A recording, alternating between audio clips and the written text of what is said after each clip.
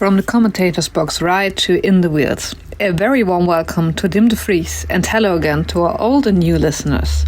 While best known for his commentary work, Tim is also a published author, journalist and a writer. Let's get started. Hello and welcome to everyone to In the Wheels. Today we have a wonderful guest with us. We can call him a cycling commentator. You probably know him especially from cycling commentating, but that's not the only thing he does, because he also is a book author. I personally would call him an historian. We already talked a bit, when can you call yourself an historian? Should you call yourself an historian? Much about this later, but also he is someone who's simply interested in women's cycling and loves women's cycling, and probably one of the people who actually knows quite a lot about that. Because of that, I will only say very much hello and welcome, and thank you for coming on here, Tim. Hi, Lena. Thank you for having me. It's wonderful to be here. Yes. After a difficult start today, we had a few of difficulties regarding our audio input and output. We came together again. It's maybe a bit like the start of women's cycling, historical cycling. No, God, oh, sorry. Ah, I'm sorry. It's all right. I haven't done an interview in ages, actually. It's a bit embarrassing. I'm a bit out of use. Okay, once again. I try again, and we can do it. Yes, you can. So sorry. Okay. Hello and welcome, everything. Once again, within the wheels, we have a wonderful guest I today. mean, I will stop you there, but you said everything. But Oh God, everything. I'm sorry, it's absolutely cool. but it's not cool to call everybody everything. Yeah, I mean that's why it would be a pity to go on for 10 minutes without me Yes. acknowledging it. Yes, you're so right. Thank you so much for. It's all right. And take the time you need. Okay, so.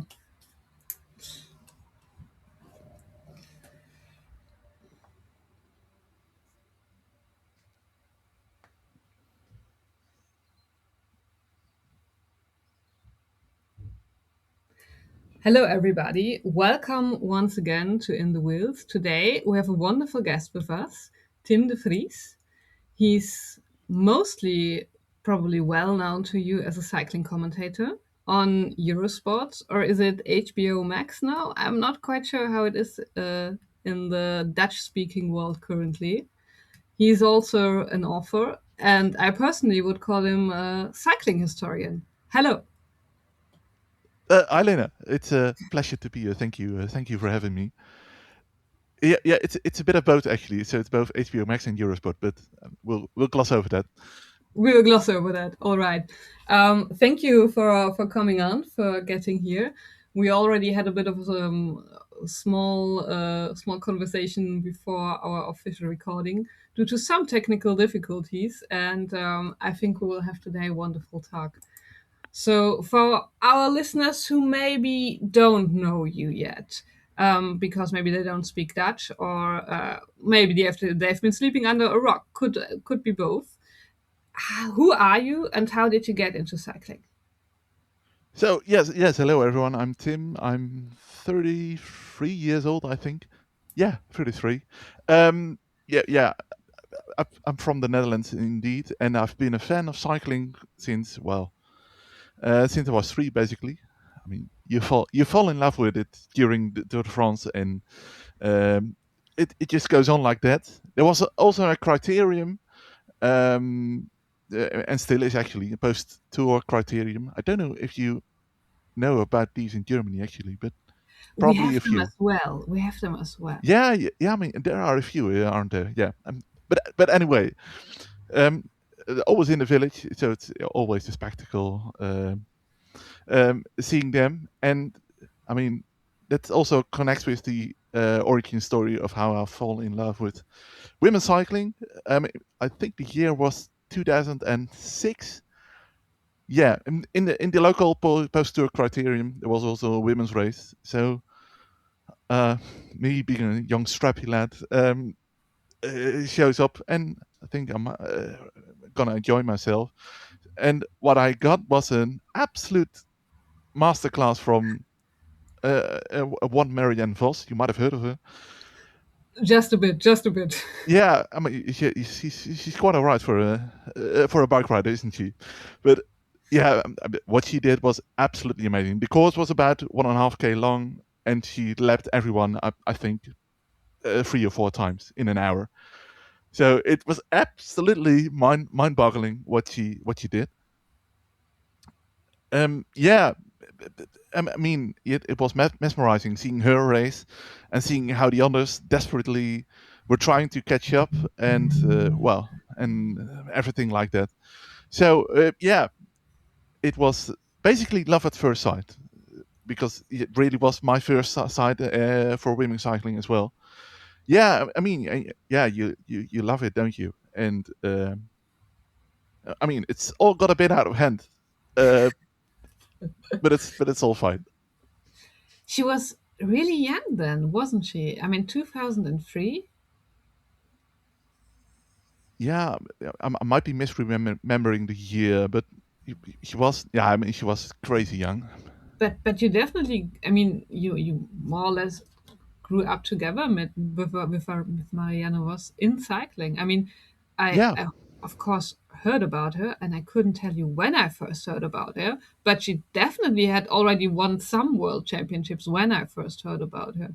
I'm just imagining how it was when you got to know her as an already incredible cycling masterclass machine, but still at the beginning of her career, and then following alongside it. That must have been so cool.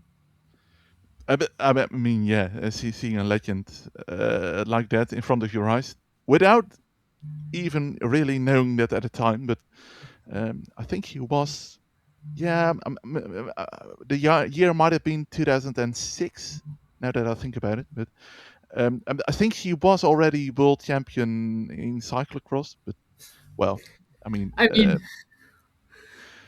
as one does. But yes. and she, I think her first World Cup victories in cyclocross actually were 2003. I might be misremembering that, but I mean that's okay. Vos is, I mean, already been going for a crazy long time, so She has 2003 such a might long also be career. possible. She Yeah, has such a long career. It's incredible. It's absolutely incredible. But what I also found incredible is we have post-tour criteriums in Germany, but to this day, to my knowledge, our listeners, please correct me if I'm wrong, there are still no women's races or women's post-tour criteriums. Maybe there are now with the Tour de France Femme, but I wouldn't bet on it actually. And that you had one in the Netherlands in 2003 or 6 already. That's yeah. cool. Yeah, it was really nice. It's now long gone, sadly, but I mean, I should really be pushing for it to come back. But yeah, there at least have always been for. I mean, for a long time, there have been these post-tour criteriums for women as well. It's always the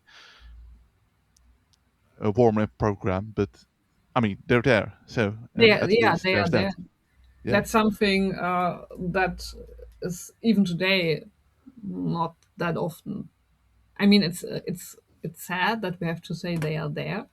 That's not a state of things that should be in this day and age, but we still have to say they are there. But back to you and your career. We have young strappy Tim seeing Marianne was, and you are still a kid yourself. Then, how did it go? And did you go cycling yourself? Did you decide, oh, I want to be a racer, or was it just watching on the TV and going to races? I mean, I was always a distance runner until I couldn't anymore.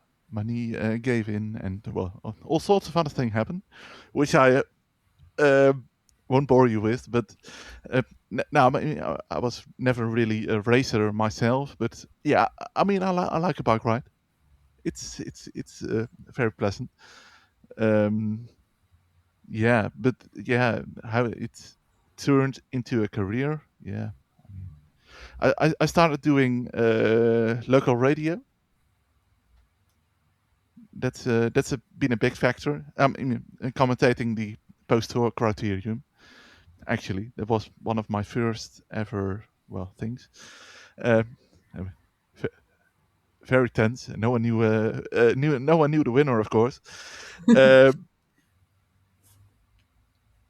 yeah, but yeah. You just go on from one thing to the other. I mean, yeah. It is always these LinkedIn people. They saying they had a plan from the beginning. I mean, I, it would be overestimating myself to say that I had that much of a plan. But yeah, I mean, if you had told me you had a great plan in 2010 or 15 about making a career as a commentator in women's cycling, I would have called you clairvoyant, actually. yeah. Yeah, that wasn't even possible. No, you're absolutely right there.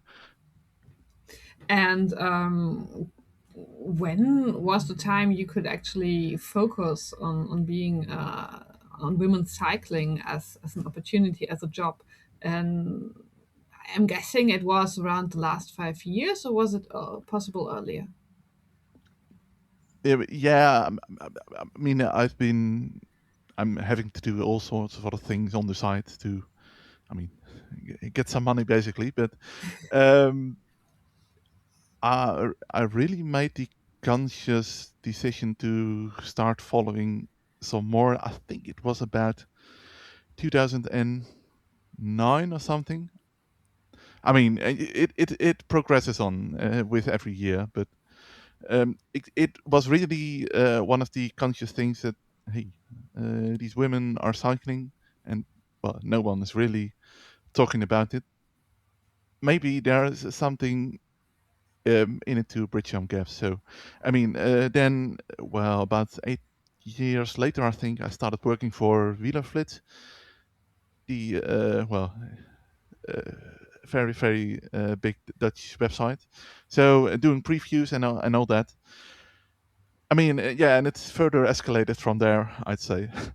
So so first a passion project and some a gap you felt the need and want to fill, and then people in official sports actually recognize, oh, these women races are cool. We should definitely talk to a person who knows about all that, and then you were already there. But I mean, you could say that it happened like that. I mean, if you want to tell differently, please be my guest. Go on. I mean, how I started working for Eurosport was still working at Wielerflits back in 2022. I mean, it was before this, just before the start of the Women's Tour de France. Mhm. There was already a lead commentator back then for women's races, but he is now also the Dutch national track coach, Nick Stuppler. Mhm. So he I mean, he got even busier. So they needed someone else. So I mean, one day I got an Instagram message from the producer saying, "Hey, we read your previews and we think for a long time actually they are quite good and we use them all the time. So there might be an extra spot available. So if you want to go for audition, let's go." I mean, yeah, I checked in a few weeks later for an audition. I mean, I did my best. Had a breakdown. Bon appetit. But it worked out all in the end. Sorry. It worked out all in the end. They said this is the man we need. Apparently, yeah. I mean, yeah. I love it, but yeah. And is live commentating differently from radio commentating or radio in itself? Yeah, a bit of both actually. Yeah, radio commentary back in the days when I did it was always a forthcoming of the more general radio stuff you did. I mean, you do all sorts of things. But yeah, it really was also a conscious decision to do more with sport than with maybe being a newscaster or other things. Yeah. And if you had to decide, or if you had to tell a favorite, do you now like commentating and audio content more, or are you still saying, oh, the previews, the writing, even the book that I wrote? I mean, little spoiler, little preview to maybe in 10-15 minutes when we get there. Tim wrote a book. Would you still say that's my greatest passion? That's where I see myself. It's the combination, actually.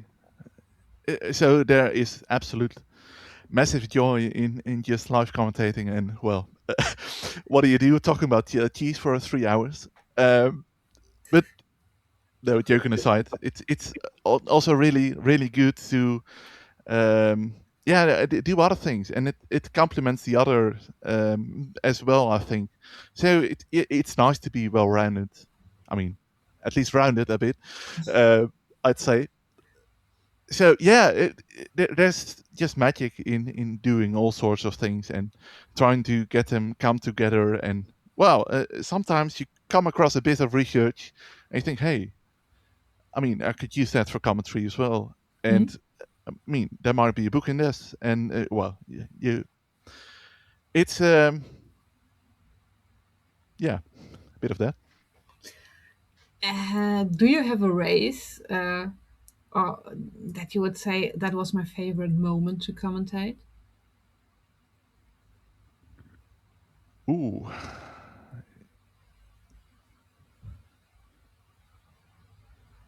I mean, yeah, all the races are basically so absolutely joyous to work on. Apart from the, well, the many accidents you also have to cover. I mean, that is also a big shadow side of it all. But most of the time, it's just all good fun. It could be Paris-Roubaix. I mean, you have to love that, or Tour of Flanders. But yeah, just a 1.2 race in Belgium.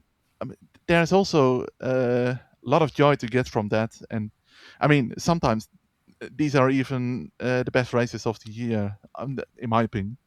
So yeah, I just like doing do it as much as possible.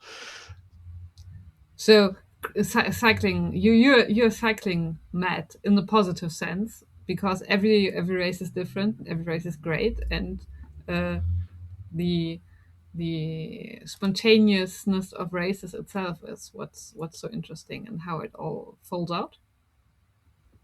I think yeah, you got it right on the nail there. I mean, there's always the days like UAE tour in the Dubai stage, or I mean, yeah, whatever they come up with it there, that you think, oh my god, this is a bit boring. Even when you're working yourself and trying your best, but yeah, that also happens sometimes. But there's also yeah a lovely joy in sometimes being really boring as well. Some people are quite mean to commentators, but I always think, wow, if I had to commentate UAE tour or the first hour of Milano Sanremo, that's so hard. You have to keep people engaged and watching. I mean, there are some crazies who watch Milano Sanremo the whole way. And I mean, I do that, but I also do my tech stuff during the time. Yeah, you wouldn't want to do it yourselves, then I gather. Correct. I'm always thinking.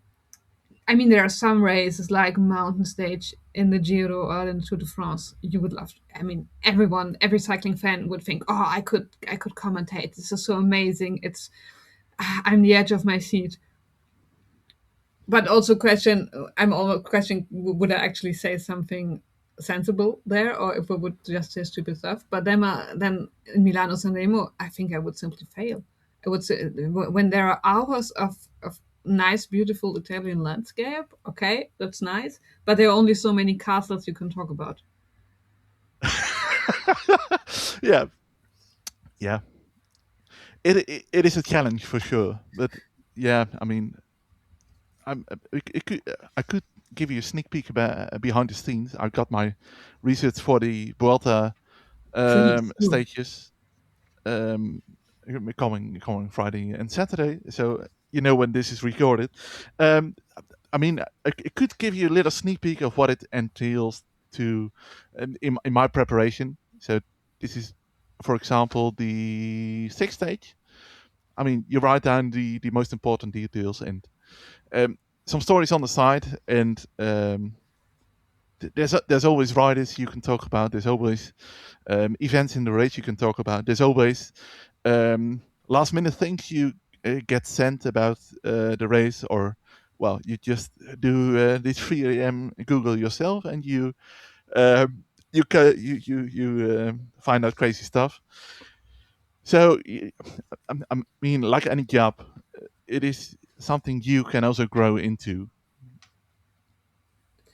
I think this additional information is what makes cycling commentary and races interesting.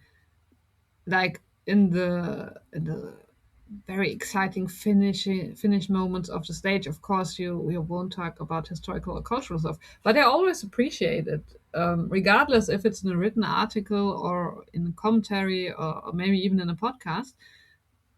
I'm not only watching a cycling race because I like racing, because of course I love racing. That's out of the question. I mean, I wouldn't watch this if I wasn't interested. But I'm not sitting myself 4 hours before a TV for not that nice landscapes and no info. So I love it when we Yeah, get information about the people, the castles, maybe the wine. I don't know. There's always something interesting, and I can only speak for myself, but personally, I love it when the commentator uh, tells more about the people and the culture who are there, and has their own stories about a rider, especially if it's not that well known a rider. We always hear about Marianne Vos or Annemiek van Vleuten.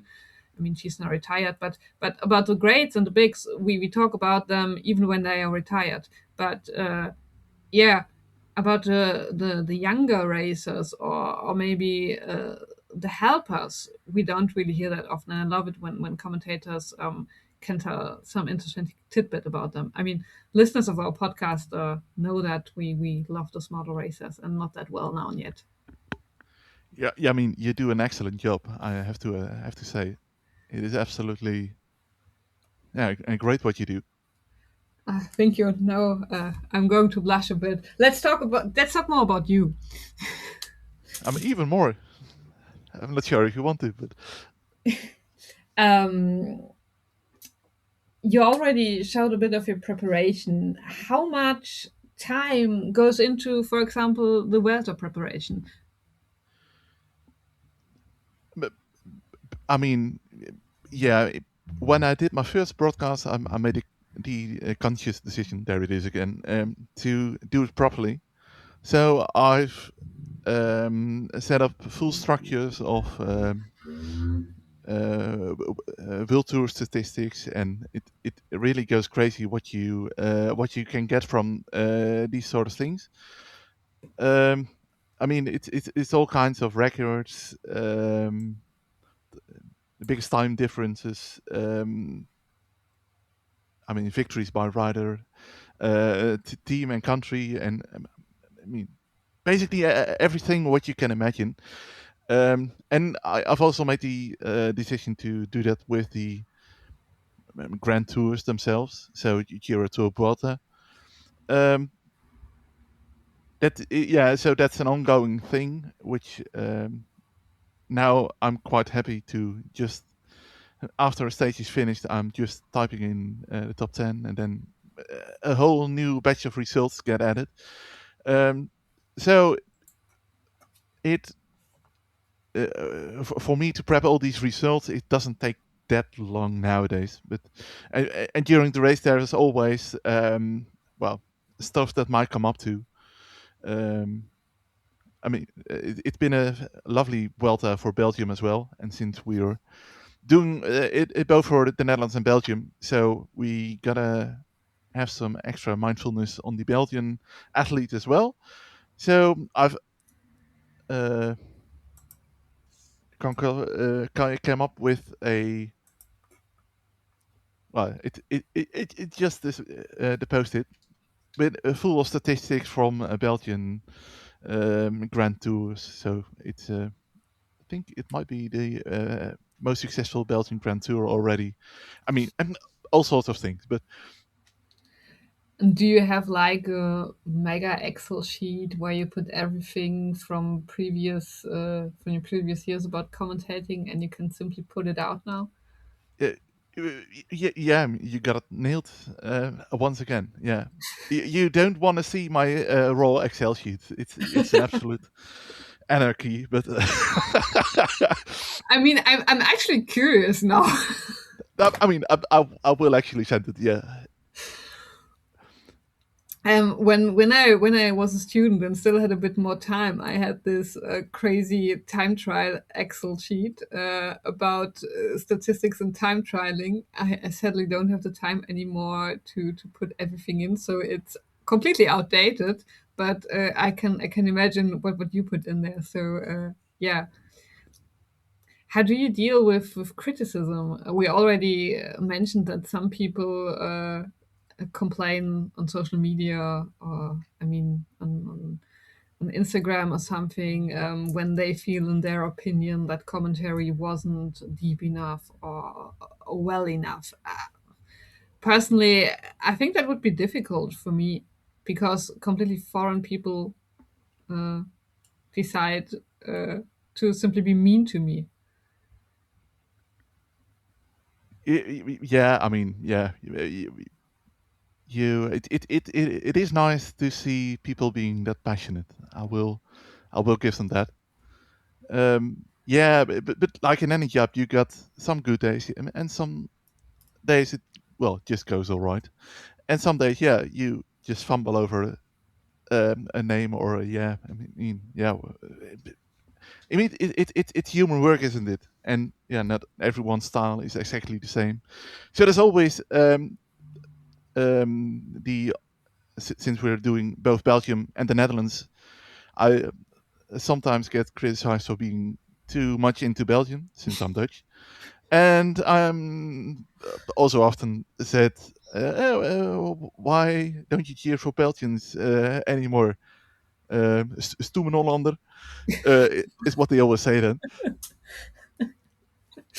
So I mean, I get about the same from both. So I reckon I do it about right, but it's yeah. I mean, it's all right. I don't really look it up. I don't really Okay, read it anyway. it's I mean, probably healthy that way. yeah. I mean, yeah. I at least don't want to read all that. Yeah, Yeah. I mean, quite yeah. I have understandable. to say it is fine, but yeah. I mean, sometimes the people are also just mean. I mean, sometimes there's valid criticism. So because maybe you did someone made a mistake. We're all human. Everyone makes mistakes. But also, you have one chance during commentary. Doing a sprint finish, if you misnamed the rider, you can't take it back. It's live. And I think a lot of people underestimate how much people talk and maybe say something, and just 5 minutes later say, "Oh God, why did I say that? That was stupid." I mean, I'm doing a podcast, and yeah, that's what I think. I suppose you know all about the feeling yourself. Yeah. Yes. You do an excellent job now, by the way. I think. Thank you. So I think people are sometimes a bit too mean to commentators online, and we sometimes forget people are just human. But I guess it's a curse of being now and being online, that everyone has an opinion and feels the need to share it. And it's yeah, nice that they want to share it, maybe because they are passionate. You say that they are passionate about it, and yeah, it's, they feel at least something. yeah. I mean, yeah, yeah. I think we're getting down to the gist of it. I mean, yeah, I know myself probably when I made a mistake, like I just made in that sentence, which is ironic, but uh, We can cut something. I mean, that's a nice thing about a podcast. We can still have an after production. yeah, yeah. Oh. I mean, I should have left that out, didn't I? But No, no um, worries, no worries. yeah. I mean, yeah. I most of the time know when I made a mistake, or yeah, you just stumble upon a name, or you get a stat wrong. I mean, it happens. Yeah, or of course you note it down and you try to rectify it, or sometimes you get a tip off from at least two sides. That, for example, a writer is being sick, um, and then it turns out after a race that they weren't really sick, but they got another issue. Yeah, I mean, yeah. What else is there to do than just accept it? And yeah, I mean, rectify it, of course. Um, if it's if it's a big thing, And yeah, but and in yeah, the end, nobody dies or something. I mean, it's a mistake, but it's nothing. I mean, yeah. Let's hope not. it's just cycling. Sometimes Yeah, we take things too serious. yeah. I mean, with all the huge amount of other romantic crap happening in the world, Yes. it's yeah, it's cycling, isn't it? Yeah. It's lovely, but it's I mean, yeah, It's a wonderful pastime, but it's a pastime. It's nothing that people need to get so worked up about that they forget all manners and good taste. I But mean, what I will say is I hope they are that passionate about in their talkings to politicians and other people like yes, that. yes, I mean, they can actually influence and decide things. yeah, yeah. I mean, if they do that as well, I'll gladly take the other criticism as well. It's absolutely fine. But yeah, I mean, yeah, you just take it in with you. I mean, I always take the train home when I'm in the studio, and then no one recognizes me.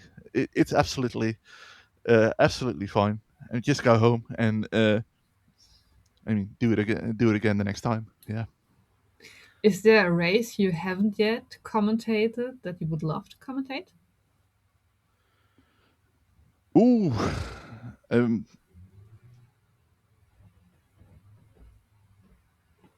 I mean, if you say you're happy as it is, I'm that's an answer yeah, I'm for me. absolutely happy as is. Fun thing is, I had my first dabble outside of cycling during the Olympics.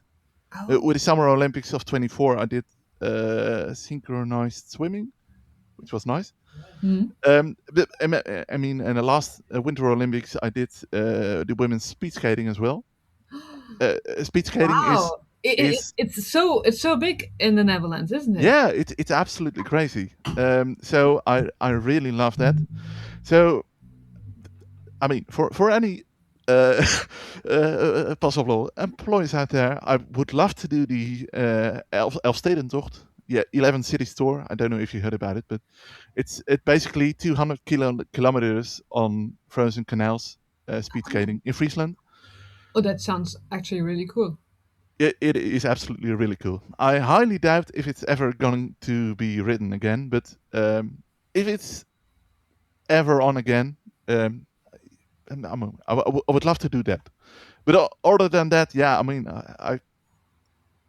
it's hard saying this without sounding arrogant, but it really comes from a humble place. I think I've done pretty much all of the calendar at least once in my 4 years. So yeah, yeah, I did a lot. Really enjoyed it. Looking forward for more. Yeah, bring it on. Completely outside question. It's not cycling, but is there like outside speed skating races in the Netherlands? I only know the inside in the velodrome for speed skating. I don't know what it's called. The track, yeah. Yeah, the track, yeah, the speed skating track. Like, is there outside competition for speed skating in the Netherlands? I think that would be Yeah, amazing. absolutely is. Wow. Yeah, you got these outside rings as well. Yes. Yeah, you need a bit of low temperatures for that, Mhm. obviously, but no, they're absolutely there. They do these types of marathons. I mean, it's about 50k or 200 laps or whatever.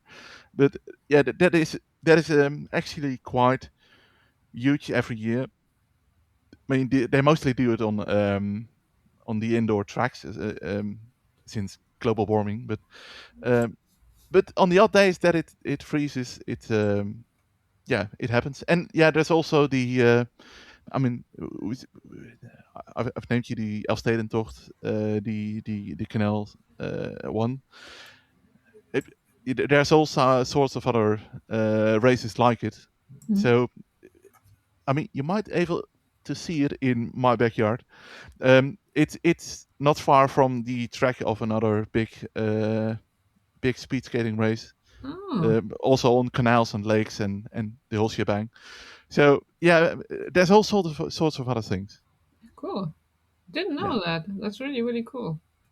I mean, we should make another episode about it. I imagine. Yes. Let's keep in mind. Let's keep it in mind. Anyways, let's talk about cycling. It's a cycling podcast here. Um, um, Currently, it's the Vuelta Femenina, and it's always been every year a discussion about how long the women's Grand Tours are. And you have the what's your general opinion of the length of the women's Grand Tours, and what do you say about to the people who say they should be 3 weeks? Yeah, I mean, they could be 3 weeks. That's what I'll definitely say. But um, yeah, I mean, I get it. I would also love to watch 3 weeks of women's racing. Yes, bring it on. Absolutely. Yeah, but there's always the economical side as well. Yeah, we'll come back to it with the Tour de France, but that actually was 3 weeks in the past almost, with 18 stages at max, I think. Um, there is a reason it is now 9 stages. So yeah, I think a week or 10 days, it's fine. It works as a concept. It there's always the people saying yeah you absolutely should push to 3 weeks. I'm a bit more pragmatic. Yeah, I mean I would love to see it, but it also has to make sense. Well, economically with the peloton as well. Uh, do viewers actually want to spend another 3 weeks? Should it be alongside with a man? There's so many questions to ask. Um, yeah, that. But would you say the women's peloton, from a quality perspective, could do 3 weeks? Some people say that the widespread quality among the women's peloton isn't there yet, that it would be a competitive 3 weeks, and they don't go that much into economic factors that you talked about just now. Yeah, I mean, how competitive is the men's Tour de France? I love Sometimes. that answer. I mean, I yeah, love that answer. yeah. No, well, of course, there's issues with development and some teams um, having really other performance levels than the others. It's absolutely true, but I mean, there's absolutely no reason why women couldn't race for 3 weeks and I mean it's still being enjoyable. There's absolutely no reason um, why they are not they can't be well trained enough to make it a good race. And especially since they did already, I mean, we can go now to the Tour de France. You're an expert on the women's Tour de France, and you already talked about the Tour de France of the 80s. They already raced more or less 3 weeks. Yeah, yeah. That's the best thing. They absolutely did. There- there's a lot of things to talk about here, but um, yeah, I think the '84 Tour de France is the biggest one, with it being. I mean, I have to cheat for a bit, but hope that's fine. Yeah, but being 18 stages in total. The races were always between 50 and, I mean, let's say 80 kilometers long. So not really what you expect from the men's Tour de France. But yeah, it always came from a patronizing perspective, trying to be really careful with the women, saying, if they ride 3 mountains in a day, the uterus will fall out, and all that sort of bollocks. It's absolutely shocking what you discover when you look into it, as I'm sure you have done as well. Yes, yes. The sad thing is, some things should shock me, but they didn't. Some arguments. Yeah. So I mean, the '84 Tour de France said there were several riders I spoke to it about it. They're saying we would love to have much longer stages. I mean, 100, 150, bring it on, because the transfers with the cars would be much more tiring than the racing itself. And it's such an interesting point. We're talking about the 80s, that's 40 years ago. And some issues like the length on of the stages is still something we talk about today. The women's Yeah, stages are much shorter than the men's stages. yeah, and is it definitely a bad thing? I don't think so, but Yeah, yes, some men's stages are simply long because they have to be long. yeah, yeah. I mean, yeah. First and foremost, I think you should have a good race, and whether it's 250k or 160, I mean, yeah, Agreed, agreed. I think sometimes the UCI regulatories are too constricting in this matter. They, for our listeners who probably haven't looked into the UCI regulatories, don't don't do recommend it. it. It's very boring. Yeah, Don't be as stupid as me. Um, Races are very specific in about how long they need to be considered or to be allowed. For example, if a women's race goes above, I think, 150 kilometers, they have to get a special extension to get longer.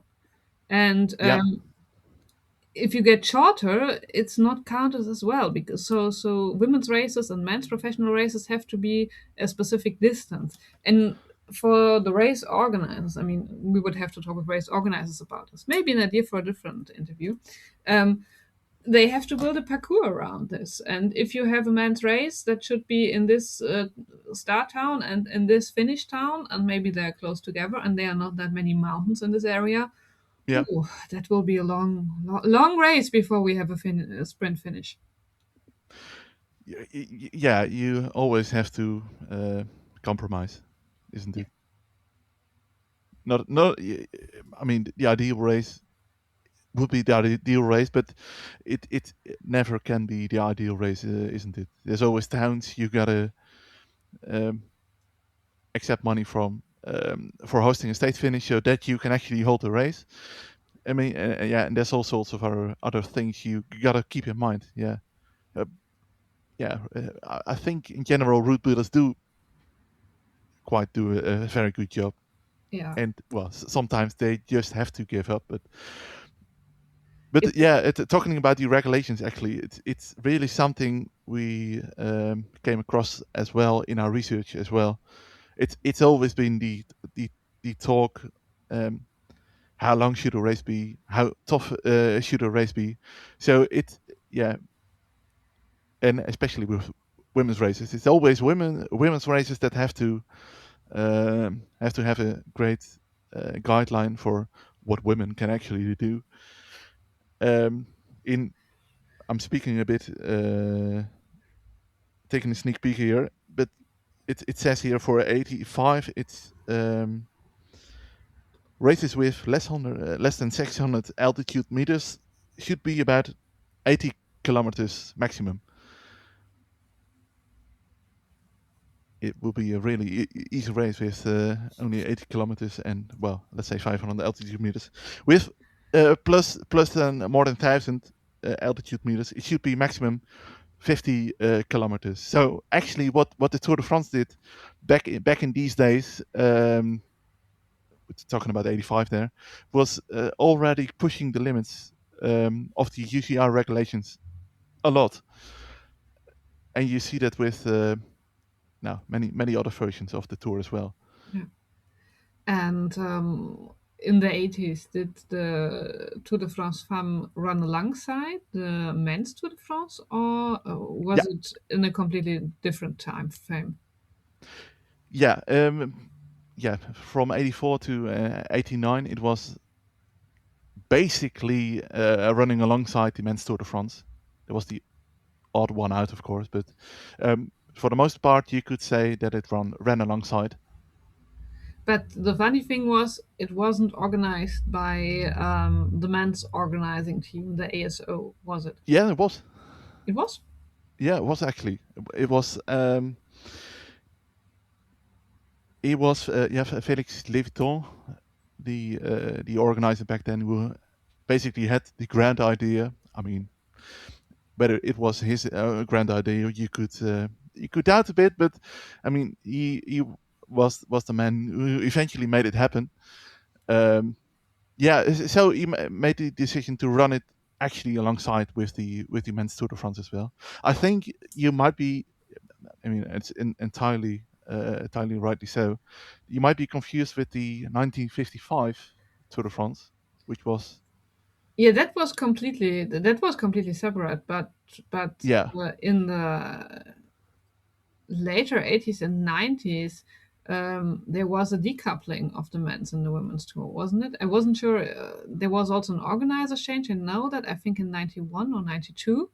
Yeah. But I wasn't quite sure if the official ASO organizers in the 80s were actually doing the Tour de France Femme, or if it was simply allowed to grow along Yeah, with men's tour. it was actually the Société du Tour de France Mhm. who had the saying about it Mm. with actual Tour de France directors, and it Okay. was yeah. Yeah, but yeah, in the 90s, I mean, it's an absolutely diabolical situation as well. For a few years, you had two Tour de France's in a year. So on the one Please go side, on, you go had on. the yeah. I mean, it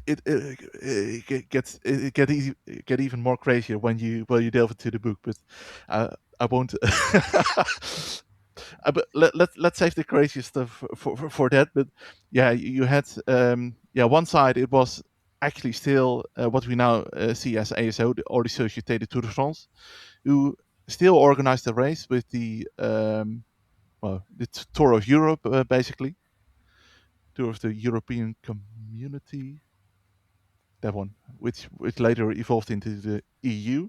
That happened for 3 years, and and actually in 1991, as I imagine, it was basically Gianni Longo, who, together with a French organizer who is also really peculiar, organized a rivalizing Tour de France, the Tour Cycliste Féminin of, and later on it was the Grand Boucle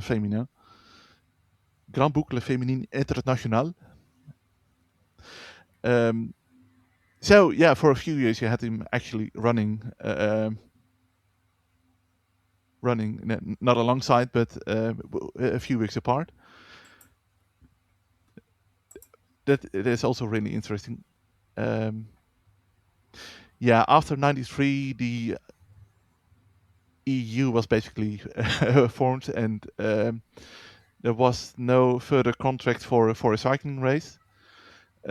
So the Johnny Longo Pierre Bouvet race basically was then the only one left for 16 years when it finally disappeared after years of chaos and in 2009.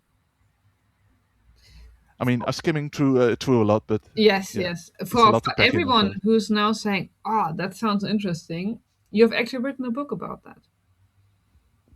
Yeah, I mean, you've probably seen it laying around here. It's this one, Yes. Vive le Tour, Vive le Femme. I wrote it together with a colleague, Julia Millier.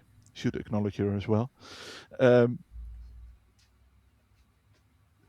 yeah, I mean, yeah, there is so many crazy stuff we have found, and so many actual legends of the sport that are basically forgotten. Not by you, of course, Lena, but by a whole load of other diehard fans who, yeah, I mean, I imagine they want to know about these as well, but yeah, they simply don't hear about them anymore, or they haven't had the chance to get into it, or well, they simply don't know if it ever happened. For example, with the, I mean, we get the Fun 2 stage later this year. I whenever I tell people when women did already do the Van Tour like 3 times in their Tour de France. I mean, yeah, they look at me like like I'm the one who's crazy, Yeah, that and happens quite. there's some truth to that, but well, Yeah, but there's a. I mean, I love the Tour de France farm that we have now, and I'm really glad that we have it now. But a lot of marketing back when we got it was this is a first time thing. This has never happened before. It's the first Tour de France farm, and that left a sore taste with me. I must admit. yeah, I remember a really interesting conversation with Nicole Cook, the 2006, 2007 Tour de France champion, Olympic champion, and all that. I was having a Zoom interview just like we do now, and I mean I can't remember her exact word, but it was something like, um, yeah. When I asked that, to really get her a bit going from like you know, it's a Tour de France next year. They're gonna climb the Ventoux for the first time next year, actually. Um, she said basically like, if I knew you weren't cynical, I would have punched you if I could. She still gets so angry about it, and yeah, the same goes for many colleagues as well.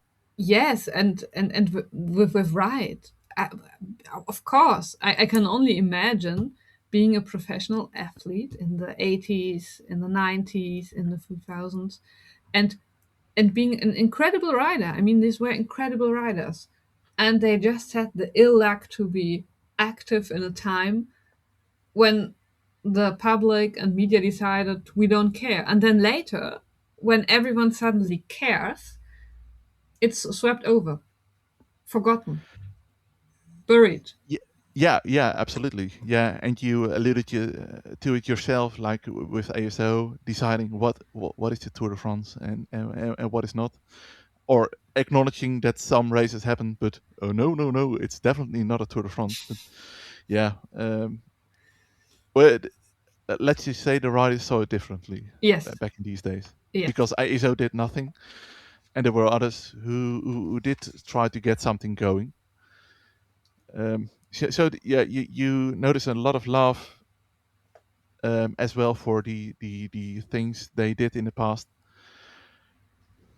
even when the races were absolutely a mess sometimes, but there was absolutely a lot of love for the things they did when the Société du Tour de France or ASO didn't.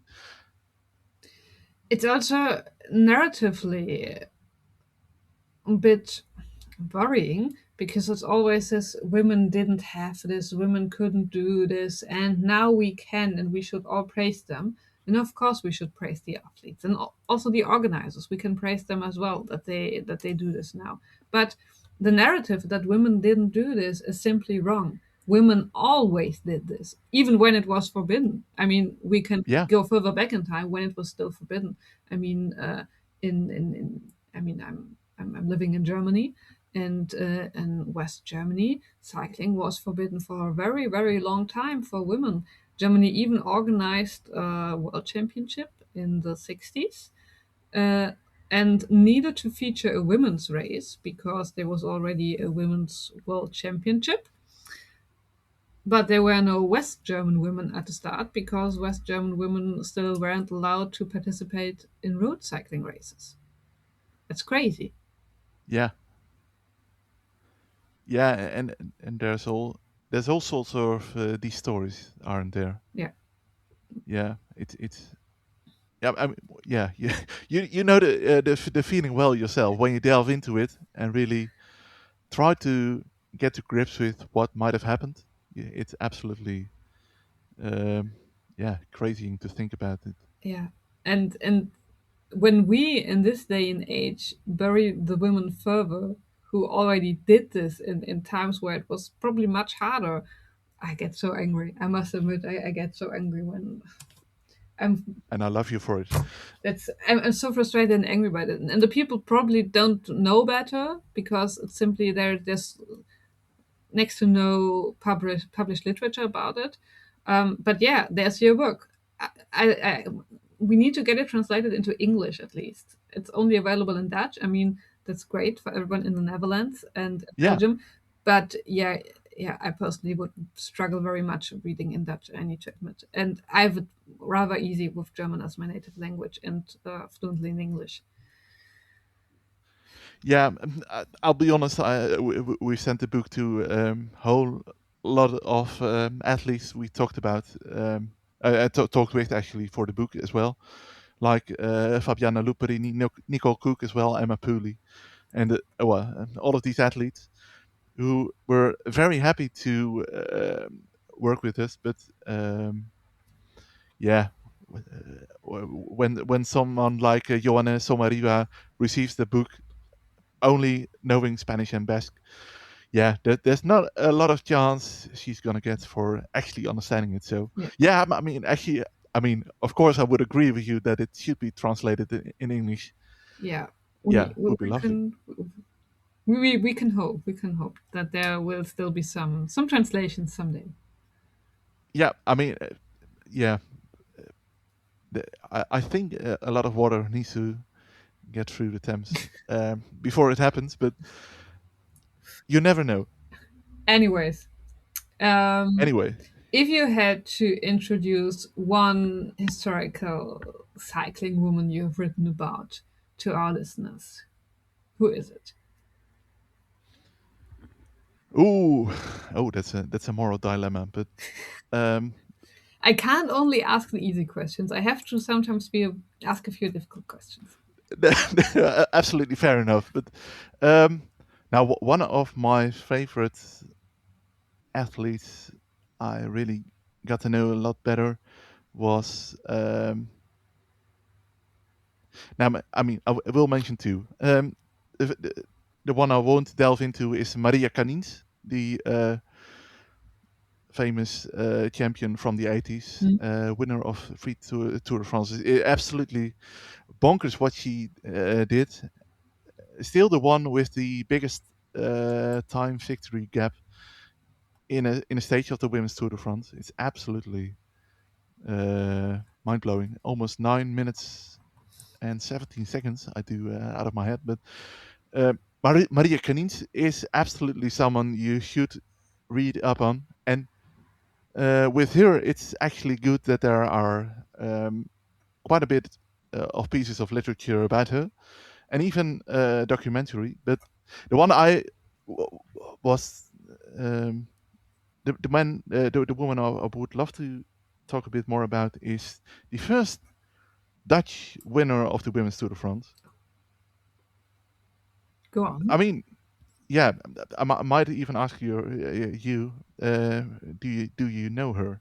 Out of my head, no. Please tell me. No, you might say it is Leontien van Moorsel. Ah, of course, yeah. Yeah, but I have news for you. He isn't that one. Okay. Because actually, the years before Van Moorsel won, Yeah. there was a teammate from her that was the first Dutch woman to win the Tour de France, and it was also the closest ever Tour de France. The story is magical. Her name Astrid Schop, Schop. She is basically the ultimate teammate. She can ride hard on the front for all day basically. Strong time triathlete, a solid climber as well on her best days. But yeah, really loyal. She starts the 1991 tour of the Communauté Européenne, tour of the European community in Erfurt, being, well, who she is, as a baradeur, as someone who is trying to help Van Moorsel win the Tour de France. The first stage in Erfurt, she rides away with another rider, Corinne Legal from France. She is has been for her entire career actually a tram driver with the Parisian transport network. So she drives a metro by day and a cyclist by night. So these two ride away, and France and the Netherlands were the biggest blocks back then. So the peloton wouldn't work. So they got a massive gap actually. And Legal won the stage, the French woman, and Schop was in second place. But she knew she could possibly take the yellow jersey in the coming few days, since she was a much better climber. So she did. And when she got the yellow jersey, in fact, the director sportive, Piet Hoekstra, a bit of a weird guy, but we'll gloss over that for now. He actually said Leontien, it's absolutely fine if you keep on winning stages. Please do that. But there's only one woman who's going to win the Tour de France, and that's Astrid Schop. So, yeah, it was like a total surprise. And Van Moorsel kept winning stages. She kept making up the deficit. It all came down to a time trial in the Netherlands, actually, in The Hague, 9.1 kilometers. Van Moorsel was a woman on fire, actually. She had maybe the best time trial performance of her life, an average of 46.3 kilometers an hour. Absolutely massive. And Schop was in actually a lot of trouble. Halfway, she heard that half her deficit was gone already. So she started panicking, wondering if it was going to be all right. And 2 seconds it was actually in the end, with Schop winning and Van Moorsel being second. So yeah, it's the closest women's Tour de France and actually men's Tour de France combined as well. It's it's absolutely mind-boggling that it could come down to 2 seconds. And I'm scrambling to the book a bit, trying to fill in as we go, because I really need to show you 2 pictures that make the story complete. So you're probably already thinking about Laurent Villon and Greg LeMond in their famous to a conclusion during a time trial, with the difference in handlebars or not. First, I want to show you this picture of Van Moorsel. You see her riding with no handlebars. And then I want to show you the picture of the actual winner of the Women's Tour de France, Astrid Schop. She also had handlebars attached. It is just one of these lovely details that for me really elevates a story. It's amazing. So yeah, there's of course a lot more to talk about from her, as it is with any rider. But yeah, man, Astrid Schop. I mean, yeah. Okay, nice. Very good. I think we have now roughly recorded an hour. And Oh, really? yes, time flies.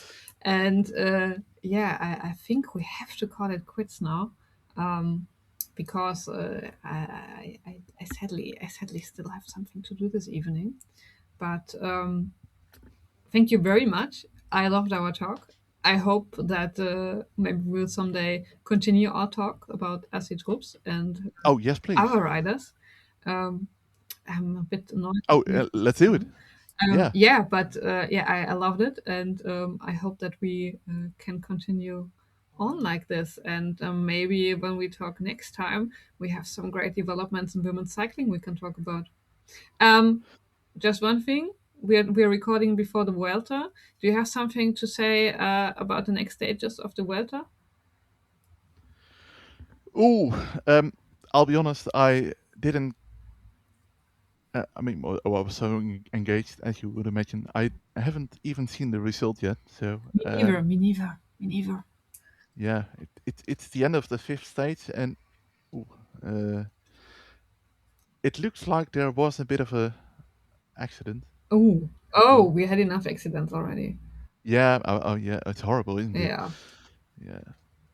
I mean, I don't want to put you on the spot. We will simply make a stop there. And thank you very much for coming on. I enjoyed our talk very much, and Yeah. I'm sure our listeners as well. I hope so. It's been an absolute pleasure. Thank you.